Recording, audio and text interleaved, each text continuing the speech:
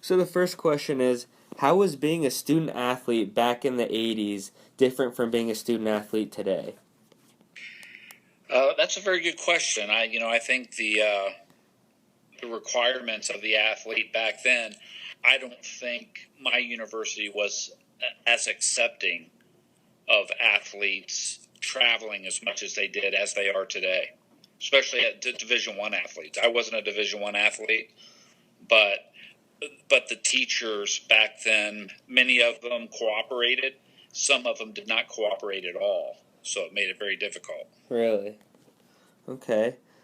Um, so social media is obviously pretty big in today's day and age. Are you active on social media at all? Uh, I'm not active, but I do have a Twitter account, and I do love to follow lots of sports and stuff like that, but Okay. I don't participate really, Okay. except in texting.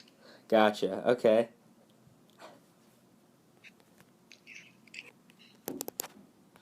So, what was the equivalent of social media in the 1980s? Was it like newspaper? How did most of the information get out?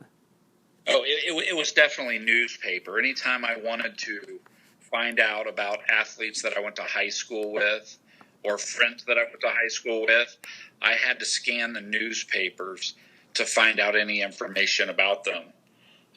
Like voicemail wasn't even prevalent back in those days. So television and newspaper were the only sources. And back then, cable with Turner Broadcasting System was just in its infancy, really. ESPN was in its first year in 1981, and so I followed a lot of my friends that I played basketball with at Syracuse and Evansville, and so I got to see them on cable TV for the first time. But cable TV was brand new at that time, and the telephone was number one, and then the newspaper was probably number two Okay. for gathering information.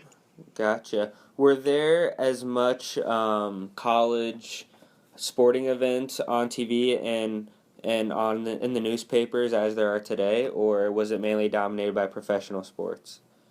Well, now it seems to be saturated, because there are so many avenues to report scores and things like that and interviews. But back then, it was definitely television and the newspaper is how we got all of our information of what tournaments were coming up, what happened last night. We would read the box scores in the paper for baseball.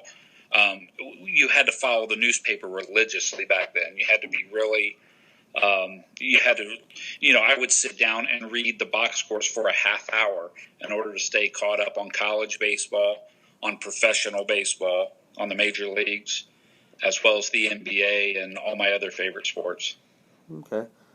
Do you think that student athletes having social media is a good thing or a bad thing?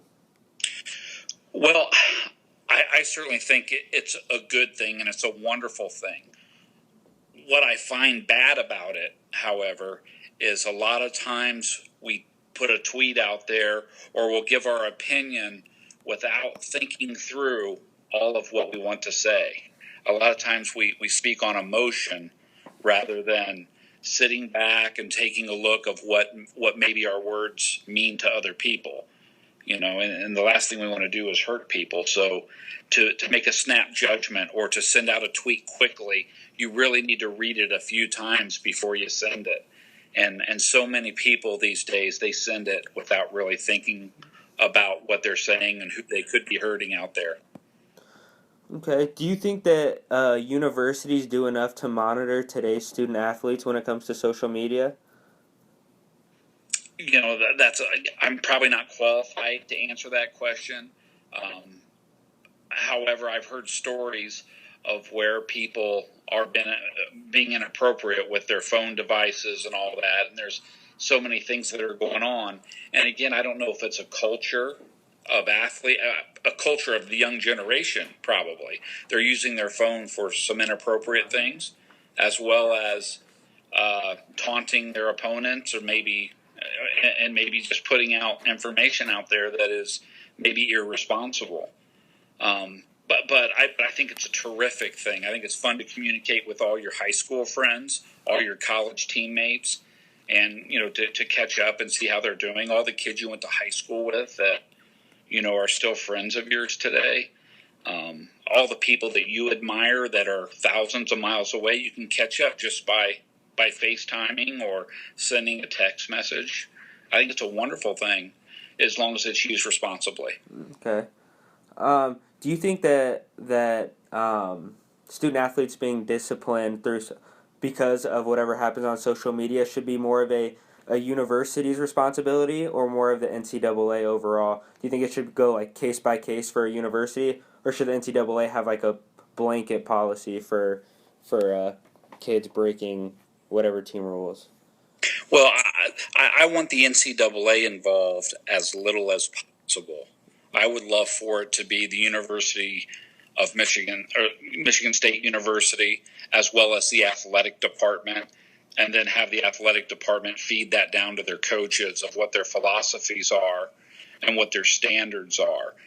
And again, I am concerned that with video games, a lot of athletes play video games in their downtime to let their bodies recover. And a lot of them use social media and use their phones and are texting all day long. I think it's a detriment when you're trying to get your schoolwork done to use your phone too much. Mm-hmm. But for the most part, I really believe that those decisions should be made by the university, and as well as the soccer coach and the athletic director rather than the NCAA. Okay, and how do you feel about coaches putting limitations on student athletes' usage of social media? Do you think that's okay? Do I think I don't know. Again, I think when you're an athlete representing a school and also receiving scholarship money, I think you have the obligation to be responsible with your time. And so therefore I think the coach can ask more of you than he's asking of, let's say, a general student. Mm-hmm. And so for him to put limitations, or for a coach to put limitations on your social media, I think they're actually trying to do you a favor by getting you to put your energy where it's needed, because in order to be an athlete, it takes a lot of responsibility, and there's a lot of schoolwork and studying. Like a lot of guys, they'll do their homework at the last minute. And I think the coach is trying to encourage you to take care of your responsibilities in a timely manner without a distraction. And social media, in a lot of ways, is kind of a distraction. Okay. It's a great distraction. Yeah, I kind of have a follow-up question for that, too. So recently, the University of Louisville basketball has banned their students or their players from using social media in season. Do you think that is unconstitutional for them to take away their social media during the season, or do you think that's all right? No, I have a problem with that. I think now you're crossing the line. I think it's perfectly okay to eliminate your social media during an athletic event and during athletic practice. Mm-hmm. I think they have every right to ask you to turn your phones off when you walk into that locker room to get ready for your sporting event or your preparation for a sporting event.